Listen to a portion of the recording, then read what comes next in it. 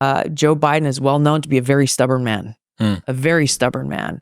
So the fact that he chose to run, he chose to stay, and he chose to run for re-election, I'm sure I know there are people around him who benefited from him staying, but that was his decision. Tulsi Gabbard was a guest on Chris Williamson's show, and one of the topics that they discussed was Joe Biden's mental decline and what was going on behind the scenes that led to Joe Biden dropping out of the 2024 presidential race. Was he pushed out? Was it his own decision? Tulsi Gabbard shares her perspective on that here. Check this out. Going back to what you mentioned before, which was the fact that everybody knew behind the scenes, but nobody was talking about out front, which was the declining mental health of Biden. Yeah. Just how widespread was that internally, do you think? I mean, it was impossible to ignore. But if you compartmentalize him, keep him away, we don't let him out front, that's a cheap fake edit, that's a whatever. I think that's the challenge, though, is they even as they did all of that, it wasn't enough to try to hide his both physical and mental decline. I was with him on the debate stage in 2020 when I was running for president, and I've known Joe Biden for a very long time. I was friends with his son, who also served in the Army National Guard, and people have asked me, like, did you see signs of this back in 2020? It's no. I mean, it was the same Joe Biden that I'd known for many, many years. And I think recently someone did a side-by-side of his performance on the debate stage in 2020 versus now, and how significant that difference is. So even hearing Kamala Harris and the people around him and, Morning Joe on MSNBC say, oh, he's never been sharper and he's in the best form he's ever been in his life. Like, anybody who knows him now and certainly has known him over the years knew that was all crap. We've all seen those photos of before term and after term. I mean, even That's Obama, who entered as this sort of vibrant, handsome black guy, and he comes out and you go, that's 2 decades in 8 years. Congratulations. Full job. Yep, of course it is. Every president that served. So obviously, when you're in your late 70s, just imagine the toll.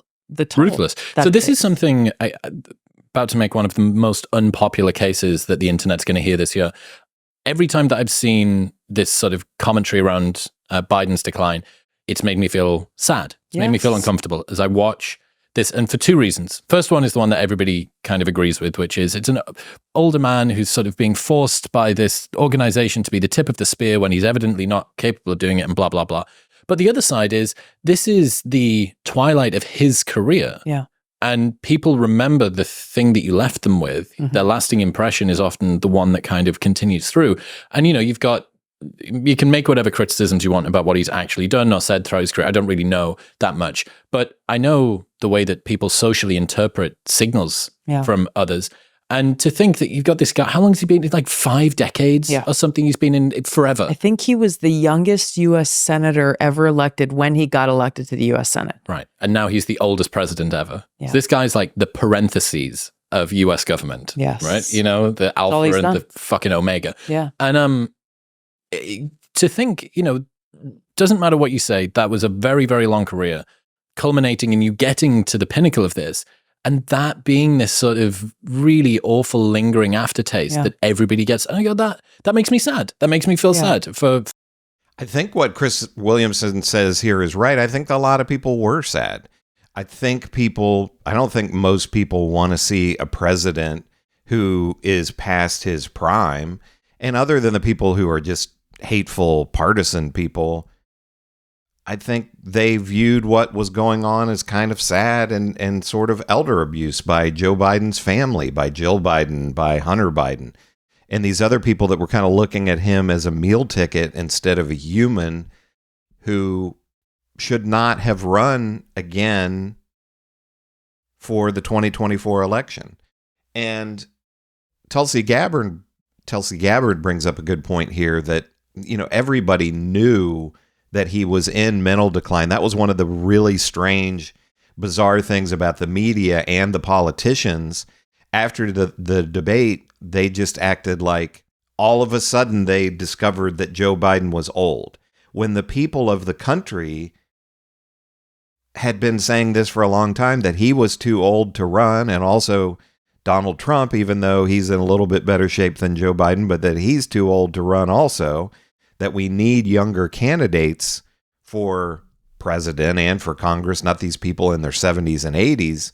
But everybody could see the mental decline of Joe Biden, but the media just acted like all of a sudden they discovered that he was old, and after the debate, it was time for him to leave, when the American people had been saying for a long time the majority of people didn't want Joe Biden or Donald Trump running again. So Tulsi Gabbard is exactly correct with that. For somebody, I don't think that's unpopular at all. I think it's just, I mean, as humans who have empathy, not much of that in political discourse. Sadly not. And that's been, I think that has been one of the sad things that I've seen is, all of the different clips and the footage that's out there that gets replayed over and over and over again. And just the mocking and the ridicule.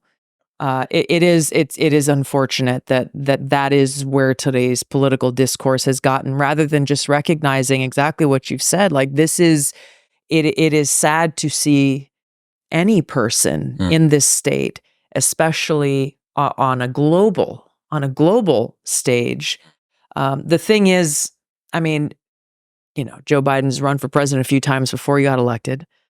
It's what he's always wanted. This is the pinnacle of what he has always wanted to be, to achieve that title, to be the president of the United States.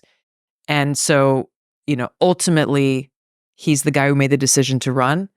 I have no doubt in my mind that he firmly, even against other people maybe telling him he shouldn't run for re-election, Joe Biden is well known to be a very stubborn man, a very stubborn man. So the fact that he chose to run, he chose to stay, and he chose to run for re-election, I'm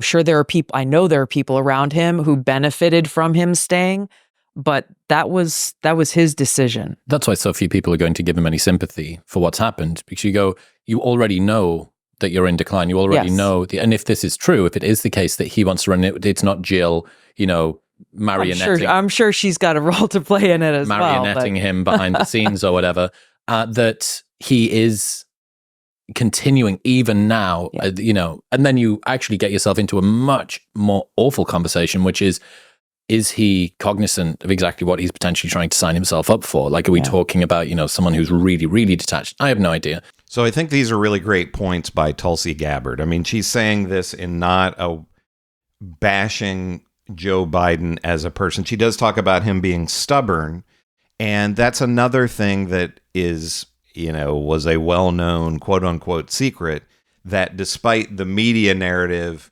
that Joe Biden is this kindly old grandfather, that he's a stubborn guy. And let's face it, anybody that gets to the level of president has a massive ego.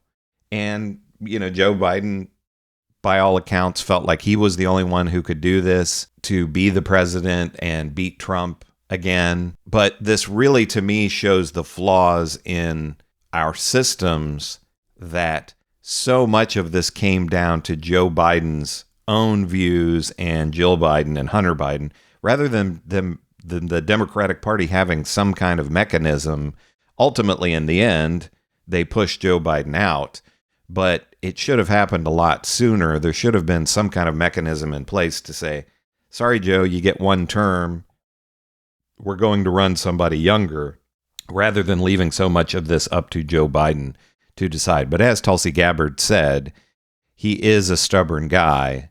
And even though there were other people benefiting and still continuing to benefit by him being president, as she said, and as Chris Williamson says here, it was ultimately Joe Biden's decision to step down. But what do you think? Do you agree with Tulsi Gabbard here? Do you think she's right about how things played out behind the scenes, in her opinion, and Joe Biden's cognitive decline? If you like this content, make sure to give me a like and subscribe. It helps me to grow the channel and continue to bring out more content like this. Make sure to comment as well. I like to hear what you have to say.